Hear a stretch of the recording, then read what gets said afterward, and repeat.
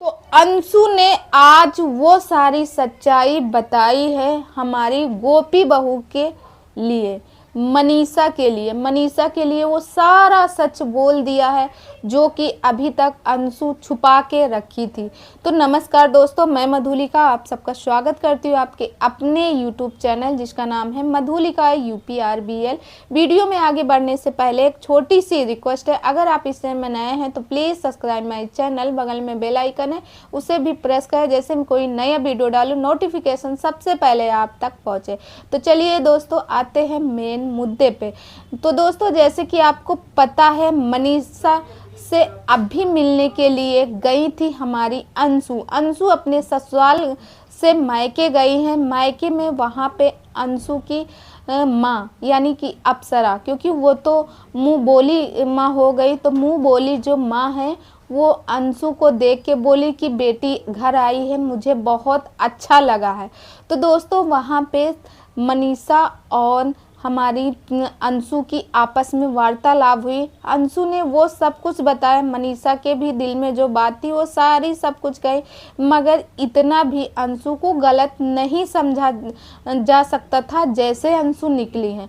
दोस्तों, जैसे कि आपको पता है, इस बात से अंशु ने भी कहा कि हाँ, मैंने वो वीडियो जो बनाई थी मनीषा के लिए वो गलत वीडियो बनाई थी, और फिर बाद में अंशु को डिलीट करना पड़ा, क्योंकि अंशु को इस बात का एहसास हुआ कि मैंने जो वीडियो बनाया वो बहुत गलत बनाया है, भाभी के लिए वो डिलीट की थी। दोस्तों, जब आपको पता है अंशु के जब माँ इस दुनिया में नहीं थी, अंशु के पिता और अंशु का भाई उस समय था, अंशु को भी सोचा जा रहा था जो अंशु की परिवार वाले हैं, क्योंकि अंशु की माँ की तो तबीयत कैसे ख़राब थी आपको पता है। अंशु के माँ को कैंसर था, जिसकी वजह से उनका लंबे टाइम तक इलाज चलते चलते उनकी माँ की डेथ हो गई, वो इस दुनिया से चली गई। एक बेटी का हंसता खेलता परिवार उसका सबसे बड़ा मायका होता है। मायके में उसकी माँ थी, उसका एक भाई था, एक पिता थे, मतलब 4 लोगों की फैमिली थी, मगर उसमें से 3 लोग बचे और एक जो माँ थी, माँ इस दुनिया से चली गई। जब माँ इस दुनिया से चली गई, अंशु और अंशु के भाई और उनके पिताजी जो हैं वो डिप्रेशन में चले गए भाई, क्योंकि एक जवान पत्नी का जाना इस दुनिया से, और फिर उनकी दो बच्चे हैं, एक तो अंशु और एक अंशु का भाई। उस समय दोनों लोग इतने भी मतलब बड़े नहीं थे, टीन एज में दोनों लोग थे। अब बताओ, घर की जो पूरी जिम्मेदारी होती है वो एक माँ के ऊपर होती। पिता बाहर से कमा के लाता है, मगर माँ रहती है, माँ बच्चों को अच्छी राह देती और बच्चों के साथ ज़्यादा टाइम निकालती है। अब दोस्तों, उसके बाद जो है अंशु के जो पिता हैं उनकी भी तबीयत ख़राब हो गई। अंशु के पिता को कहते हैं कि उनको लकवा मार गया और धीरे धीरे उनका भी हाथ पैर काम करना बंद हो गया, और फिर उसके बाद लंबे समय के बाद एक दिन उनके पिता भी इस दुनिया को छोड़ के चले गए। अब बताओ दोस्तों, लगभग 1 साल के अंदर उसके पिता भी चले गए। अब जब उसके पिता इस दुनिया से चले गए, पहले तो भगवान ने माँ को छीन लिया, फिर उसके बाद भगवान ने पिता को छीन लिया। अब बताओ, उस बच्ची के अंदर चिड़चिड़ापन आएगा कि नहीं आएगा उसके अंदर, क्योंकि एक माँ ही रहती अपनी बेटी को समझाती है कैसे बात करना, कैसे नहीं बात करना, बड़ों से कैसे बात करना, बड़ों के आगे कैसे उठना है, कैसे बैठना। अब इस सब में अंशु के जो पिता थे उनकी तो पहले भी तबीयत खराब थी, अब अंशु की माँ भी चली गई, अंशु का पिता भी इस दुनिया से चले गए। तब अंशु और अंशु के भाई ने डिसाइड किया, क्योंकि भाई उसका दिल्ली में जॉब करने के लिए जाया था। अंशु ने कहा मैं ही यहाँ रह के क्या करूँगी, तो अंशु भी उनके साथ चली गई दिल्ली जॉब करने के लिए। जब अंशु वहाँ पे, बल्कि भाई ने मना किया, मगर दोस्तों जब माँ इस दुनिया से चली गई, पिता इस दुनिया से चले गए, सारे लोगों का यही कहना था अंशु के वजह से ही इसकी माँ की मृत्यु हो और ये इतनी मनहूस है, अब अपने पिता को भी खा डाली। बताइए, क्या कोई बेटी अपने पेरेंट्स को खा सकती है, मगर कहते हैं ना, लोगों के मुंह में ढक्कन नाम की कोई चीज़ नहीं होती। लोगों ने अंशु को ताने मारना शुरू किए, उसके गांव के लोग। अंशु अपने आप को एक कमरे में बंद करती थी, अपने आप से सवाल करती थी कि आखिर मेरी गलती कहाँ है।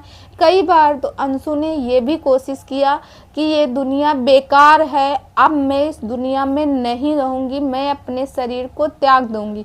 कई बार अंशु ने प्रयास किया, मगर कहते हैं ना, जिनको राखे साइयाँ मार सके ना कोई। तो भगवान उसको इस दुनिया में रखना था भगवान को, इसीलिए वो अपने शरीर के साथ कुछ ज़्यादा कर नहीं पाई। फिर उसके दोस्तों फिर उसके भाई को एहसास हुआ, अपनी बहन को साथ में लेके गया, क्योंकि उसके बहन के ऊपर बहुत ज़्यादा अत्याचार हो रहे थे। अब बहन भाई दोनों लोग बाहर थे, दोनों लोग कमा रहे थे। जिस समय अंशु की पढ़ने की एज थी, उस समय अंशु ने शायद 10वीं या 11वीं में अपनी पढ़ाई छोड़ दी और अपने भाई के साथ चली गई।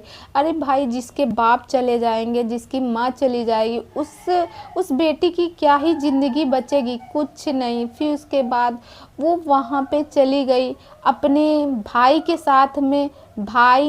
साथ में जॉब करती थी। वहाँ बोलना बैठना, लोगों से कैसे बात की जाती कैसे नहीं, क्योंकि जिस टाइम पे उसकी माँ को समझाना था, उस समय तो उसकी माँ चली ही गई थी। भाई 15-16 साल की एज में उसकी माँ इस दुनिया से छोड़ के चली गई। जो माँ ही रहती है, एक बेटी को समझाती है कि हमें कैसे बैठना है, कैसे बात करना है। तो फिर उसके बाद दोस्तों, अंशु कैसे भी करके अपने आप को समझाई थी। फिर अंशु का भाई आता है, गांव आता है। गांव आने के बाद अंशु का भाई जो है वो बनारस में जाता है नहाने के लिए, और बनारस घाट में वो वहीं पे समा जाता है। कहते हैं कि पहले तो वो नहा के बाहर आ गया, नहा के पहले कहा चलो अब हम बाहर आ गए। फिर उसके बाद लोगों द्वारा बताया गया, वापस फिर दोबारा गया और वो बनारस के घाट से निकला ही नहीं, वहाँ पे काशी में ही वो डूब गया। तो दोस्तों कहते हैं ना, या तो उसकी मौत आई थी, या तो फिर कहा जा रहा है साजिश के तहत उसकी मौत लाई गई थी, क्योंकि वो किसी और के साथ में गए थे। अब दोस्तों जब उसका भाई भी चला गया, अब तो सारे लोग कहने लगे अंशु के कारण ही उसका भाई मरा। पहले माँ को खा गई, फिर पिता को खा गई, अब भाई को खा गई। इसको कलंकित कहने लगे और अंशु को उल्टा सीधा बोलने लगे। अंशु भी रो रो के रहती थी, रो रो के, यहाँ तक कि उसके रिश्तेदारों ने कह दिया था कि इसकी शादी कहाँ होगी, कौन करेगा शादी इसके साथ, कोई शादी नहीं करेगा, ये ऐसे ही रहेगी। लोग उसको नौकरानी बनाने की ठान लिए थे।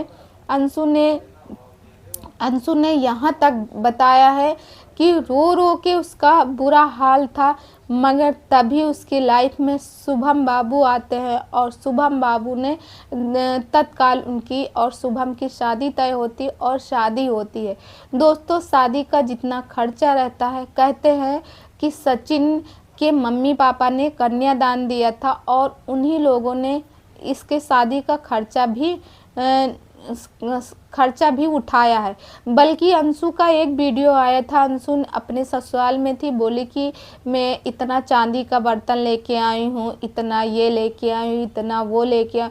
इससे साफ साफ पता चल रहा था कि अंशु जो है, क्योंकि अंशु की सास उनके यहाँ इन्वर्टर नहीं लगा हुआ था, ये कही कि बताओ इतनी गर्मी है, मुझे इन्वर्टर की ज़रूरत, एक इन्वर्टर लगवा दो। तो उनकी सास ने कहा तुम कमाती हो, तुम ही लगवा दो। भाई जाहिर सी बात है, किसी के यहाँ है वो चीज़, किसी के यहाँ नहीं है। तभी अंशु ने कहा क्यों, शादी हुई तो क्या मेरा खर्चा नहीं लगा? उनकी सास ने कहा हमने तो बहुत ज़्यादा खर्चा किया। तो अंशु ने कहा क्या मेरा खर्चा नहीं लगा? मैंने तो इतने चांदी के बर्तन लाए, ये लाए, वो लाए, इतना नगद दिए, वो है। तभी उनकी सास जो है गुस्सा हो गई, क्योंकि उनकी सास का झुकाव जो है अंशु की ननद की तरफ रहता, बल्कि अंशु अपनी ननद से जलती हैं। अंशु का कहना है कि जब मेरा बेटा होगा उससे प्यार करना, बल्कि मेरी ननद के बेटे से नहीं। तो अंशु और अंशु की सास की नोक-झोंक होती है। अंशु अपनी सास से बहुत ही गंदे मिजाज से बात करती हैं। फिर दोस्तों वहाँ पे उधर जब ये सारी बात होती है तो अंशु एक को जो मनीषा है, मनीषा ने कह दिया कि इनके पास थोड़ी सी भी तमीज़ नहीं है, किसी को क्या बात करना क्या नहीं। ये बात अंशु को खटक रही थी कि मनीषा भाभी इतना गंदा मेरे बारे में सोचती हैं, बल्कि ये तो मेरी भाभी हैं।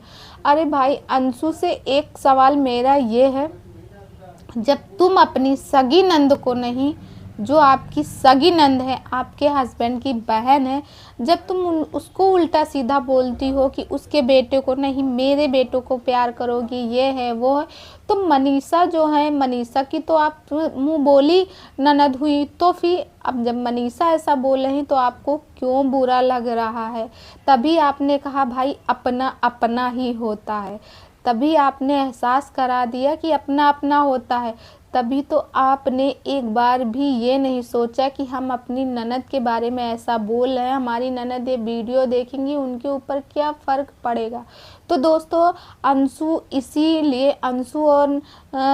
अंशु और मनीषा के बीच में मनमुटाव था। मनीषा और अंशु बहुत ज़्यादा परेशान थे।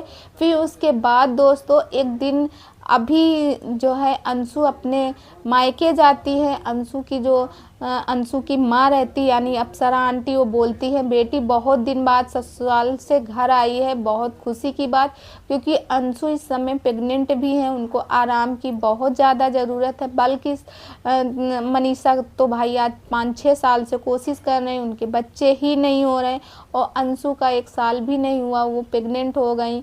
और दोस्तों फिर उसके बाद अंशु ने अपनी भाभी से सॉरी बोला, क्योंकि अंशु ने मनीषा के लिए गलत वीडियो बनाए थे जिसमें मनीषा की सच्चाई बताई थी। तो अब मनीषा ने कहा तुम मेरे लिए वीडियो बनाई, ये मुझे नहीं बुरा लग रहा, मुझे बुरा इस बात को लग रहा जब उन लोगों का काम है मेरे बारे में कुछ बोलना तुमको लेके, तो तुम उनकी बातों को लेके उलझती हो, मुझे इस बात को बुरा लगा। तो दोस्तों कहा जाता है ना कि कूटन वाली कूट गई, सास पुतोह हैं एक रही हैं, और कूटन वाली कूट गई, ननद भौजाई एक रही है। इस कहावत का मतलब ये है कि कितना भी दोनों लोगों में मन मुटाव हो, मगर रिश्ता जो है बाद में तो एक ही रहेगा। तो बाद में दोनों लोग एक ही हो गए और दोनों लोग आपस में गले मिले, और अंशु ने भी सॉरी बोला, साथ में मनीषा भी सॉरी बोली। तो दोस्तों आपको क्या लगता है, क्या सच में अंशु जो है अपशगुनी है? अंशु की वजह से इनकी मम्मी और इनके पापा, साथ में इसके भाई भी इस दुनिया से चले गए। क्या ये सच है? दोस्तों आप लोगों को क्या लगता है कमेंट करके ज़रूर बताइएगा। आई होप आप लोग मेरी बातों से सहमत होंगे। मुझे तो ऐसा कतई नहीं लगता, क्योंकि हमारे कहते हैं भगवान जो है हमें जितनी आयु देते हैं हम वैसे ही जीते हैं। थोड़ा सा भी तिनका भर का ना हम ज़्यादा जी सकते ना हम कम। तो उन लोगों की उतनी ही आयु थी तो इतना ही जिए। अब इनकी आयु भगवान ने दी है तो ये है इस दुनिया में। तो चलिए दोस्तों इसी के साथ इस वीडियो को करती हूँ दी एंड, और कल मिलते हुए एक अच्छे से वीडियो में। तब तक आप अपनी फैमिली का ख्याल